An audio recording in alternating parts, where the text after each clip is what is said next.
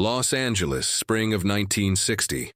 The party was at Arthur Miller's producer's house in Laurel Canyon, one of those Sunday afternoon gatherings where contracts got discussed over whiskey, and everyone pretended they weren't working. Marilyn stood near the window, holding a glass she hadn't touched, listening to a conversation she wasn't part of. Someone mentioned she'd bought a small property in the valley, away from everything, barely furnished, no pool, no staff quarters. Billy Wilder's assistant, a man who'd never directed anything but knew how to comment on everything, said it loud enough for the room to hear. She's building herself a bunker. What's she so afraid of? What I'm about to tell you today might change how you see those final years. Before we continue, make sure to subscribe, because stories like this, the ones that explain what really happened behind closed doors, they don't show up in the official biographies. Once you hear this, you'll understand why. The room didn't go silent, but it shifted. A few people glanced at her. Someone laughed, not unkindly, but not quite kind either. The assistant kept going, emboldened by the attention. I mean, who needs a hideaway when you're Marilyn Monroe? Unless you're planning to disappear on us. He said it like a joke. It wasn't. It was something else dressed as humor. The kind of comment that carries an assumption. That her choices needed explaining. That privacy was paranoia. That wanting space meant something was wrong with her. Marilyn heard every word. She'd been hearing comments like that for weeks, ever since word got out about the house. It wasn't grand. It wasn't even particularly nice. Just a small Spanish-style place with thick walls and a garden no one would photograph. She'd paid cash, kept it quiet, told almost no one. But Hollywood was small and silence made people curious. The curiosity turned into questions, and the questions turned into judgments. People thought she was losing it, that the Monroe facade was cracking, that she needed to be watched. She turned from the window. Her movement was slow, deliberate. She didn't look at the assistant directly, but she didn't look away either. There was something in her posture that made the room feel smaller. "It's not a bunker," she said. Her voice was quiet, but it reached everyone. "It's just a place where people can only get in if I let them." She paused, long enough for the weight of it to settle. Turns out that's rare. No one responded immediately. The assistant's smile faltered. Someone coughed. Arthur Miller, standing near the bar, looked down at his drink. Marilyn didn't wait for anyone to recover. She set her glass on the nearest table, said goodbye to the host, and left. Not dramatically, not quickly, just left. The party continued, but the ease was gone. What had been casual cruelty now sat in the room like something no one wanted to touch. The next morning, a columnist at the Los Angeles Times got a call from someone at that party. Not about Marilyn's response, about the house. The columnist, a man who'd built his career on knowing things about people who didn't want to be known, decided it was worth a few lines. Monroe's mysterious retreat, starlet builds fortress of solitude. The piece wasn't long, but it was cutting. It suggested paranoia, instability, the beginning of an end. It made the house sound like evidence of something broken. Marilyn read it in her apartment on Doheny Drive. She read it twice. Then she folded the paper and put it in a drawer with the others. There were already 5 clippings in there, all from the past month, all speculating about her state of mind, her marriages, her ability to show up on time. The house wasn't mentioned in most of them, but the tone was the same. She was a problem. She was difficult. She was losing her grip. The shelter, as people had started calling it, became another piece of proof. What they didn't know, what they didn't ask, was why she'd bought it in the first place. It started a year earlier, during the filming of Some Like It Hot. There'd been tension on set, the kind that came from being watched too closely, from every choice being second-guessed, from feeling like the performance was all anyone cared about. One night, after a 17-hour day, she'd driven past a small house with a for sale sign and felt something she hadn't felt in years, the desire to stop, not to run, not to hide, but to stop. She went back the next week. The house was unremarkable. One story, thick adobe walls, a tile roof that needed repair, a backyard that was mostly dirt and wild grass. The realtor kept apologizing for it, saying she could do better, that a woman in her position deserved something more fitting. Marilyn stood in the empty living room and felt the quiet. No cameras, no scripts, no one waiting for her to be anything. She bought it the following day. For months, she kept it to herself. She'd drive out there on Sundays, sometimes Wednesdays if she had the time. She didn't furnish it much. A chair, a small table, a bed, books she'd bought but never had time to read, a radio. She didn't tell her publicist, didn't tell her agent, didn't tell the studio. It was the only thing in her life that wasn't part of the machinery. And for a while that was enough. But Hollywood doesn't allow privacy without suspicion. By early 1960, people knew. Not because she'd told them, but because someone always knew. A driver mentioned it to someone at a party. That person mentioned it to someone else. Soon it became a story. And because Marilyn's life was always a story, people needed to make sense of it. The explanation they chose wasn't kind. She was retreating, she was unstable. She was preparing for a breakdown that hadn't happened yet, but surely would. At Fox, executives started talking. Not openly, not officially, but in the way executives talk when they're managing risk. Marilyn had walked off Let's Make Love twice already. She'd been late to makeup more days than not. Her last film had been difficult, and the one before that worse. The house became part of the narrative they were building. If she was isolating herself, if she was pulling away, then maybe the risk was too great. Maybe she needed to be replaced. Her agent heard the talk. He called her one evening in April, his voice careful in the way it got when he was delivering bad news without saying it directly. "They're concerned about you," he said. "The house thing isn't helping. It looks like you're disengaging." Marilyn didn't respond right away. She was sitting in the house when he called, the one they were worried about. The phone cord stretched across the tile floor. "I'm not disengaging," she said. "I'm deciding who I engage with." He didn't understand. He told her perception mattered, that in this business you couldn't afford to seem distant, that the studio needed to believe she was all in. She listened to all of it. Then she told him she'd see him Monday and hung up. She sat in the chair by the window and watched the light change across the yard. The house wasn't a retreat. It was the only place where she wasn't performing. And if that made them uncomfortable, that was their problem, not hers. But it became her problem anyway. By summer, the whispers had turned into something more concrete. Casting directors stopped calling her for certain roles. Producers who'd wanted to work with her suddenly had other priorities. The offers that did come were smaller, less interesting, the kind of parts that felt like tests rather than opportunities. At a lunch meeting in June, a director she'd worked with before told her point blank that she'd become too much work. Not because of her talent, because of the stories. The house was one of them. That same month, she was invited to a dinner at Chasen's, one of those industry dinners where deals got made and allegiances got tested. She almost didn't go, but her lawyer said it would look worse if she stayed away, so she went. She wore black, no jewelry, her hair pulled back. She sat at a table with a producer, a studio executive, and a director whose last film had just flopped, but who still acted like he owned the room. Halfway through the meal, the director leaned back in his chair and looked at her with the kind of expression men wore when they thought they were being perceptive. "So tell me about this house," he said, "the one everyone's talking about." His tone was light, conversational, but there was an edge to it. "Is it true you don't even have a phone line out there?" Someone at the table laughed. Marilyn cut into her food and didn't look up. "I have everything I need," she said. The director wasn't satisfied with that. "But why?" he pressed. "I mean, you're Marilyn Monroe. You could live anywhere. Why hide in the valley like you're in witness protection?" He said it like he was joking, but the table went quiet. The producer shifted in his seat. The executive stared at his wine glass. The director kept going, his voice louder now.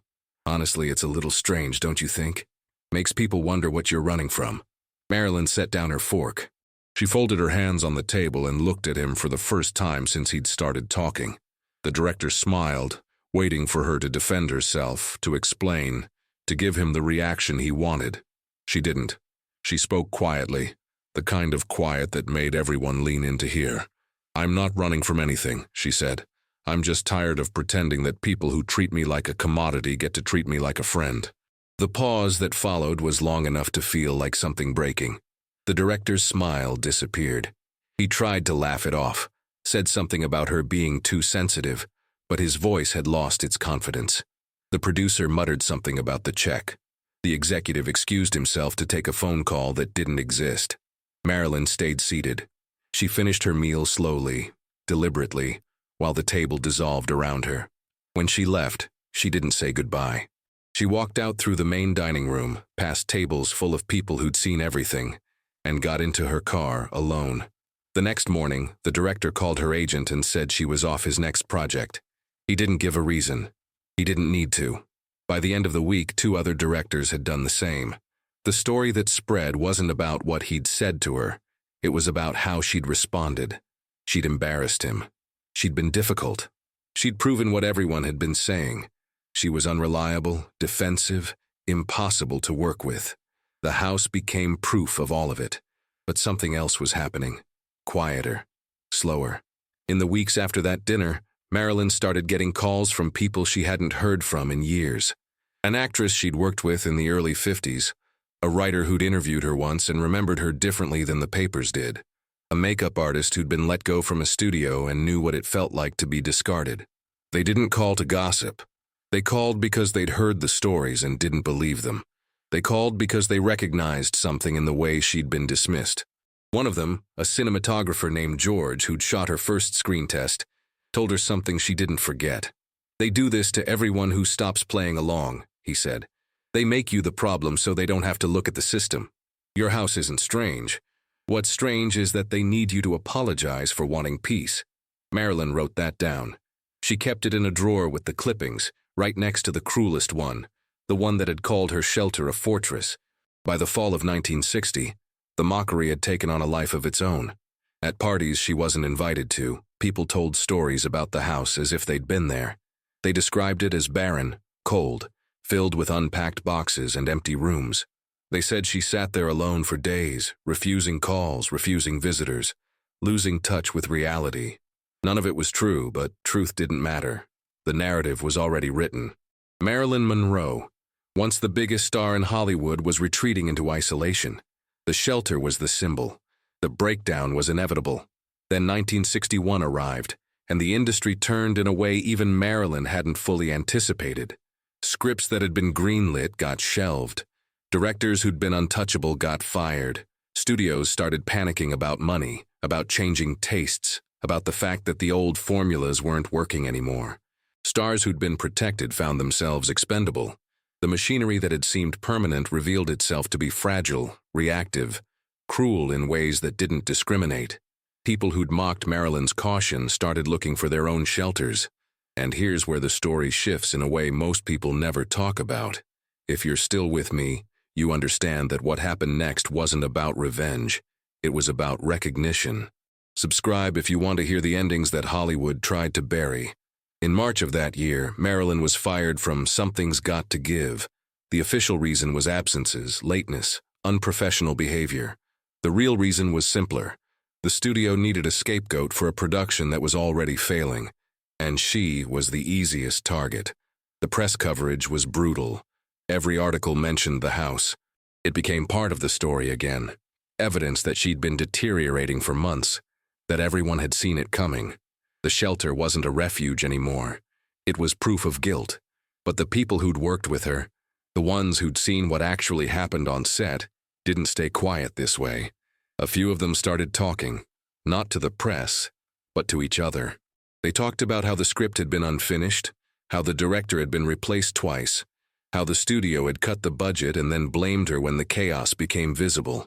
They talked about how she'd shown up sick, exhausted, still trying, and how none of that had mattered because the decision to fire her had been made before filming even started. One of the crew members, a woman who'd worked in costumes, ran into Marilyn at a grocery store in the valley a few weeks after the firing. She almost didn't recognize her without makeup, without the performance. They talked for a few minutes in the produce section, the kind of conversation that only happens when no one's performing. The woman asked if she was okay. Marilyn said she was.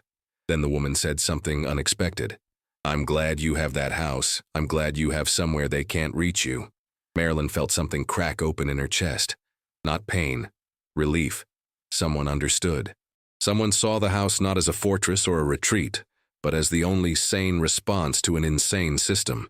She thanked the woman, bought her groceries, and drove to the valley. She sat in the house for hours that day, not hiding, not retreating, just existing in a space that belonged entirely to her. And for the first time in months, she didn't feel like she had to explain herself to anyone. The industry's collapse continued through the summer. Big-budget films failed. Studios merged or shut down. The old guard, the producers and directors who'd built their careers on control, found themselves scrambling to adapt to something they didn't understand. The people who'd mocked Marilyn's shelter, who'd treated her caution as paranoia, started whispering about their own exit strategies. Some left Los Angeles entirely. Others bought properties in Europe, in Mexico, anywhere that felt far from the machinery they'd once controlled. By 1962, the conversation around Marilyn had shifted, though not in the way anyone would have wanted. She was still the subject of speculation, still watched, still judged. But the people who'd dismissed her, those directors, those producers, those assistants who'd made jokes at parties, they weren't the ones leading the conversation anymore. Some of them had lost their jobs. Some had lost their influence. The industry had turned on them too, and suddenly the idea of having a place to retreat didn't seem so strange. In June, a director who'd refused to work with her after the Chasen's dinner called her agent. He didn't apologize. He didn't acknowledge what he'd said. He just asked if she'd be interested in a project. The agent told him she was considering her options. The director asked him to let her know he'd be open to a conversation. The agent hung up and called Marilyn. She was at the house when he reached her. She listened to the message, thanked him, and said she'd think about it. She never called the director back. That summer, Marilyn spent more time at the house than she had in months. She read. She walked the property. She planted herbs in the backyard that she'd never see grow. Friends visited sometimes, but not often. Mostly it was just her in the quiet. She didn't talk about the house much. Didn't defend it. Didn't explain it. She didn't need to. The people who mattered understood what it represented, and the people who didn't matter had already shown themselves. In late July, a photographer who'd worked with her years earlier came out to the valley to take portraits. Not for a magazine, not for publicity, just for her. They spent the afternoon in the garden, the light soft through the trees, the air still. The photographer asked her why she'd bought the place. Marilyn thought about it for a long time before answering. "Because I needed somewhere that wasn't part of the performance," she said. "Somewhere I could be tired, without it being news." The portraits from that day never got published. They stayed in the photographer's archive for decades. Quiet images of a woman sitting in a garden looking at something beyond the frame. There's no makeup, no costume, no performance, just someone resting in a space that was hers. Years later, when the photographer showed those images in a gallery, people asked where they'd been taken. He never told them. He said only that it was somewhere she'd felt safe, and that was rare enough to be worth protecting. The house in the valley stayed in Marilyn's name until she died. After that, it changed hands several times. The new owners didn't know its history, didn't know why it had mattered. To them, it was just an old Spanish house that needed work. But the people who'd been there, who'd understood what it represented, they remembered. Not as a bunker, not as a retreat, just as a place where someone had insisted on boundaries when the world demanded access. Hollywood kept turning. New stars rose. Old ones faded. The machinery adapted, became more efficient, more relentless. The people who'd mocked Marilyn's shelter eventually got their own. Not houses, necessarily, but versions of distance. Managers who screened calls, publicists who controlled access, lawyers who negotiated separation. They didn't call it paranoia anymore. They called it survival. They called it smart. And they never once acknowledged that she'd understood it first. The stories we're told about Hollywood rarely include the part where someone simply refuses to play. Subscribe if you believe there's value in remembering the people who saw the machinery for what it was, even when it cost them everything. In the end, the shelter wasn't about hiding. It was about recognition. Marilyn had recognized something fundamental that the industry spent decades trying to obscure. That the performance never stops unless you make it stop. That access is a weapon. That the only way to survive in a system designed to consume you is to create space it can't reach. The people who mocked her for building that space eventually learned the same lesson. They just learned it too late to apologize.